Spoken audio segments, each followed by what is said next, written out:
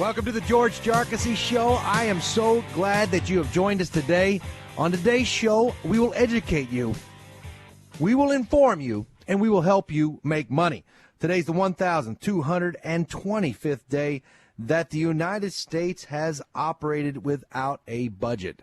But you wouldn't know that looking at the Democratic National Convention yesterday with all the glad handing and backslapping, so many socialists and communists all in one place.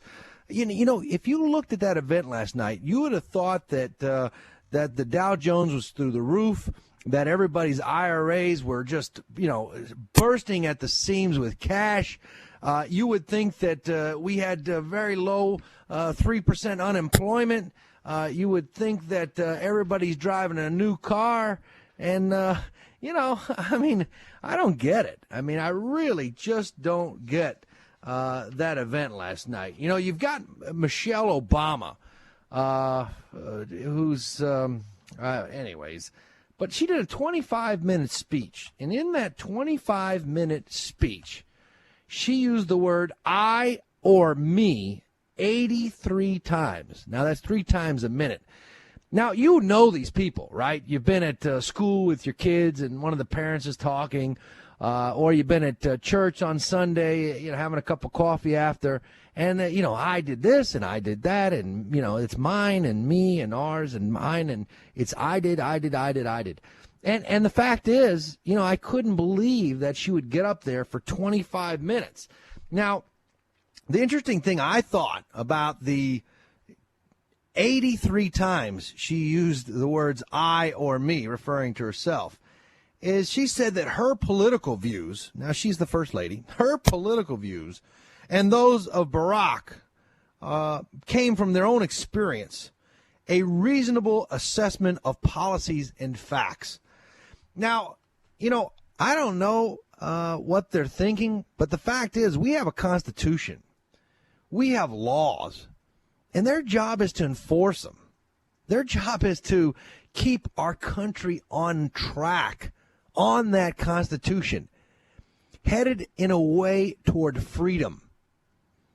But she assures you, I and me and Barack made a reasonable assessment of policies and facts from their own experiences. So, because my experience is such in Texas, right? I've got an experience, and the experiences I have, therefore, qualify me to take our country in a different direction than our Constitution. Yeah, why not? I've got experiences. They're mine. I have those experiences. The fact of the matter is, why anybody wasn't enraged by the egotistical manner that somehow powers on high crowned the Obamas, the intellectuals of our country that know more than the 200 plus years. They know more than the men who put our Constitution together. They know more than all the men and women that have fought hard to keep us on track of freedom and prosperity. Enough so that they just change things. Because of their own experiences, I had an experience. It was my experience, and a reasonable assessment from me allows me to change the policies and facts, right? And this is the kind of rhetoric you get. This is what you get from this White House. An ego so big that they don't even realize it. Nobody in a 25-minute speech that loves people, no matter what. They love. Loves people, loves life, wants to serve, wants to give. Nobody uses that word I. I've been up north a lot of times, and people say, well, what do you do? And they say, well, we do this, and we do that, and we do this. And they say, well, who's we? I said, well, I don't know, but the fact is I got a few people in my office, but, we is we. I don't like to say I. It's uncomfortable for me to say I. Right? Now, I have to take responsibilities for my actions. There's no question, all right? I does have a place in the language. But when going on and on about the successes of life, the successes in business, which she's not doing, right? She's telling about why their policies, I and me. Well, how our country should be directed should be because I had an experience, and my experience was this, and me and I and me. The fact of the matter is, that's what's wrong with this whole presidency. And I think it was summed up pretty well in a statement that was out in the Journal today by Holman Jenkins. And he refers to Bill Clinton once lamented that he didn't have a world historical crisis to deal with on his watch.